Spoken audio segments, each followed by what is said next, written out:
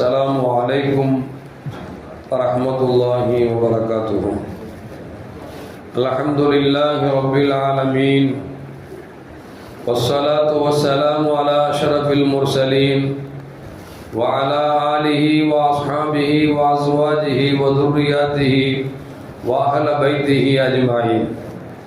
சங்கைக்கும் மென்மைக்கும் உரிய பெரியோர்களே, சகோதரர்களே, எல்லாம் வல்ல அல்லாஹு ஜல்ல ஜலால் நாம் செய்யக்கூடிய எல்லா நற்காரியங்களையும் முகஸ்துதியின்றி இஹ்லாஸான முறையில் இறைவனுக்காக மட்டுமே செய்யப்பட்ட நல்வணக்கங்களில் நம் வணக்கங்களை அல்லாஹ் அங்கீகரித்துக் கொள்வானாக. நாம் செய்யக்கூடிய வியாபாரங்களிலும் தொழில்துறைகளிலும் நஷ்டம் இல்லாத ஹலாலான முறையில் நிரம்ப லாபத்தை பெற்று அந்த லாபகரமான வாழ்க்கை கொண்டு தம் தேவைகளையும் தேவை உடையவர்களின் தேவைகளை நிறைவேற்றக்கூடிய நல்ல பொருளாதாரத்தையும் உள்ள விசாலத்தையும் அல்லாஹ் அனைவர்களுக்கும் வழங்கியல்வானாக. கஞ்சத்தனம் என்கிற தீய பண்பை விட்டு அல்லாஹ் நம்மை பாதுகாத்துக் கொள்வானாக. நம்மை இந்த உலகத்தில் வாழ வைக்கும் காலமெல்லாம் நோயினுடைய இன்றி உடல் ஆரோக்கியத்தோடு அல்லாஹ் நம்மை வாழச் செய்வானாக. அந்த ஆரோக்கியமான வாழ்க்கை கொண்டு அல்லாஹ் சூழலில் இருக்கக்கூடிய அனைத்து நல்ல முறைகளையும் புரியக்கூடிய நல்ல முத்தகின்களின் கூட்டத்தில் அல்லாஹ் நம்மை ஆக்கி அருவானாக. திடீர் மரணங்களை விட்டும் தீய மரணங்களை விட்டும் நம்மையும் நம் குடும்பத்தையும் நம் சமூகத்தையும் அல்லாஹ் முழுமையான முறையில் பாதுகாத்துக் கொள்வானாக. மருத்துவமனையின் செலவினங்களை விட்டும் வேதனைகளை விட்டும் அல்லாஹ் நம்மை காத்தருள்வானாக. நம்மில் யாரெல்லாம் நோயால் பாதிக்கப்பட்டு வீடு கதி என்றும் ஆஸ்பத்திரி கதி என்றும் அல்லல் பட்டும் அவதியிட்டும் இருக்கிறார்களோ அத்தனை மக்களுக்கும் வெகு விரைவில் நோயை போக்கி உடல் ஆரோக்கியத்தை வழங்குவதோடு அவர்களை கொண்டு அவர் குடும்பத்திற்கும் சமூகத்திற்கும் நல்ல பலன் தரக்கூடிய மக்களாக ஆக்கி அருள்வானாக.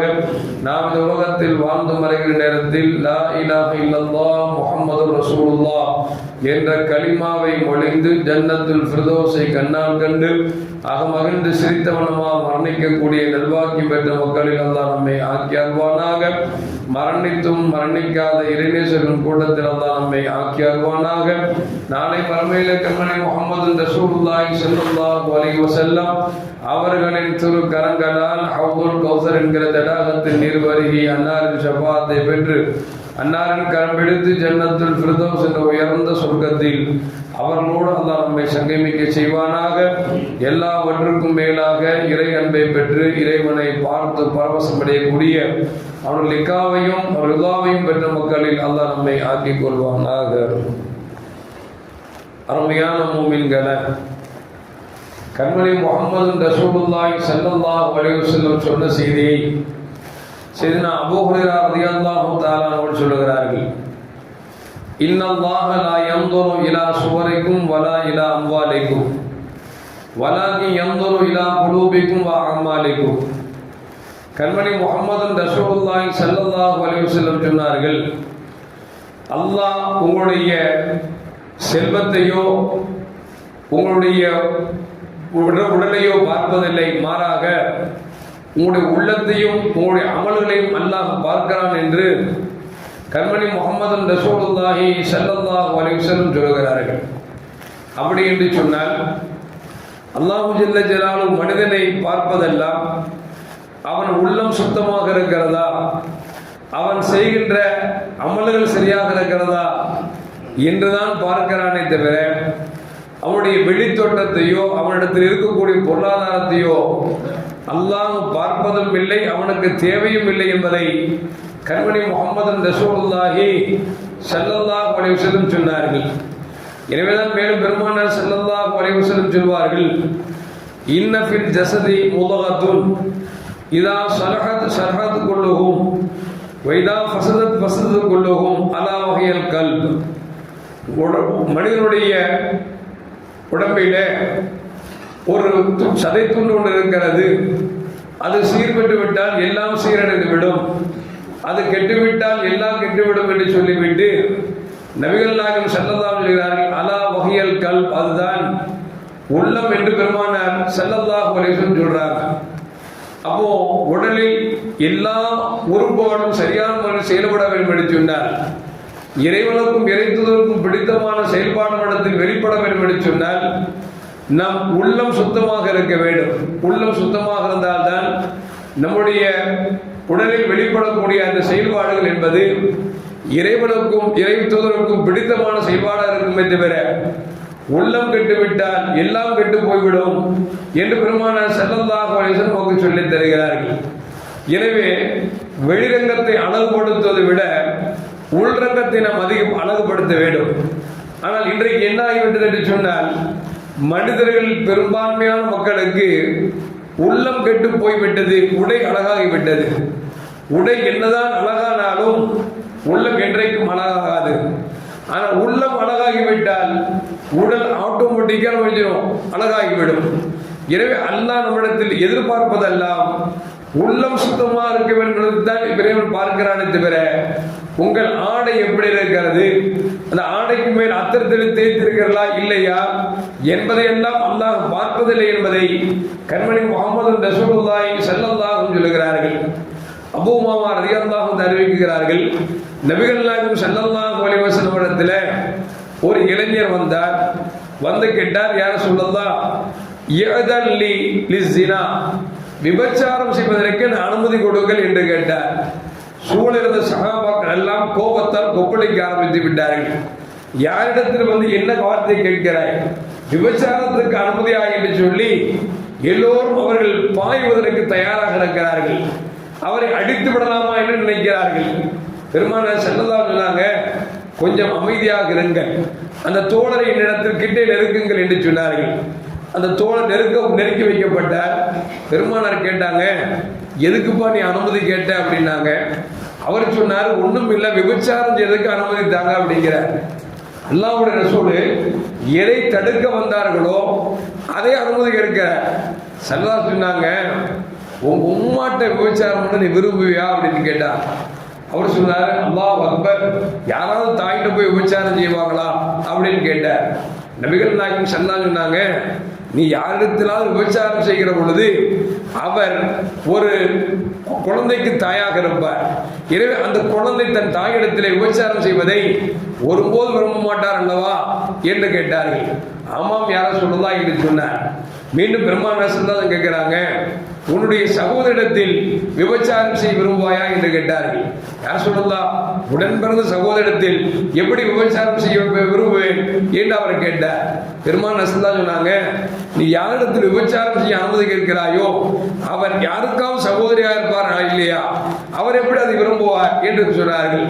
உடனே அவர் அமைதியாகி விட்டார். மீண்டும் பெருமானார் கேட்கிறாங்க, நீ பெத்த பிள்ளைகிட்ட விபச்சாரம் பண்ண விரும்புவியான்னு கேட்டார். யார சொல்லலாம், என் பெத்த பிள்ளைகிட்ட எப்படி விபச்சாரம் பண்ணுவாங்க?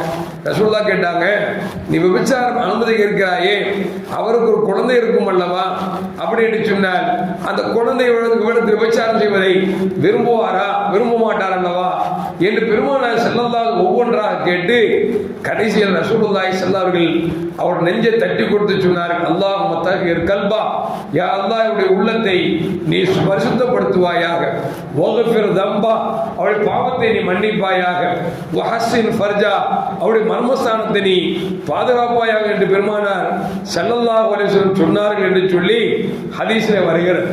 அருமையான மக்களே, அவர் குற்றத்திற்காக அனுமதி கேட்கிறார். ஸல்லல்லாஹு எப்படி துஆ செய்கிறாங்க, அவருடைய உள்ளத்தை பரிசுத்தப்படுத்துவாயாக, அதற்கு பிறகு அவருடைய பாவத்தை மன்னிப்பாயாக, அவருடைய மர்மஸ்தானத்தை பாதுகாப்பாயாக என்று சொல்லி நபிகள் நாயகம் ஸல்லல்லாஹு துஆ செய்தார்கள். அந்த தோழர் சொல்லுகிறார், பெருமானார் கரப்பட்டு எனக்கு எப்பொழுது உள்ளத்தை சுத்தப்படுத்த சொன்னார்களோ அதிலிருந்து பிற பெண்கள் மீது எனக்கு ஆசையற்று போய்விட்டேன் என்று அந்த தோழர் சொல்கிறார் என்று சொன்னால், அருமையான மக்களே, இந்த உள்ளம் இருக்கிறது ஒரு மோசமான உள்ளம். அதனால்தான் பெருமானார் ஸல்லல்லாஹு சொல்லுவாங்க, மூமினை பொறுத்த வரைக்கும் நல்லதை நினைத்தாலே அவருக்கு நன்மை உண்டு, ஆனால் தீயதை நினைத்தால் அவருக்கு பாவம் கிடையாது. ஏனென்று சொன்னால் இந்த உள்ளம் இருக்கிற தீயதின் பக்கம் தூண்டிக்கொண்டே இருக்கும். அப்படியே இறைவன் அந்த தீயதைக்கு அவன் பாவத்தை கொடுக்க ஆரம்பித்து விட்டால் நம்மால் ஒன்றுமே செய்ய முடியாது. அதனால்தான் பெருமானார் சொல்வார்கள், நினைத்தால் நல்லதே நினையுங்கள் என்று சொன்னால் உங்கள் நினைப்புக்கு கூட அல்லாஹ் ஜல்லஜலாலுஹு நமக்கு பரிசு தருகிறான், நன்மை தருகிறான் என்று நபிகள் நாயகம் ஸல்லல்லாஹு அலைஹி வஸல்லம் தந்தார்கள். இமாம் ஹசன் பஸரி ரஹ்மத்துல்லாஹி அலைஹி மிகப்பெரிய இறைநேசம் செல்வார்கள். அவர் கடந்து சென்று கொண்டிருக்கிறார்கள். எதிர் திசையிலிருந்து ஒரு அலங்கோலமான அசிங்கம் பிடித்த ஆடை கொடுத்துக் கொண்டிருக்கக்கூடிய ஒரு மனிதர் வருகிறார். அவருடைய அசிங்கம் பிடித்த அழுக்கு நிறைந்த அந்த ஆடு நம்ம மீது பட்டுவிடக் கூடாது என்று சொல்லி உள்ளத்துக்குள் வெறுத்தவர் கொஞ்சம் ஒதுங்குகிறார்.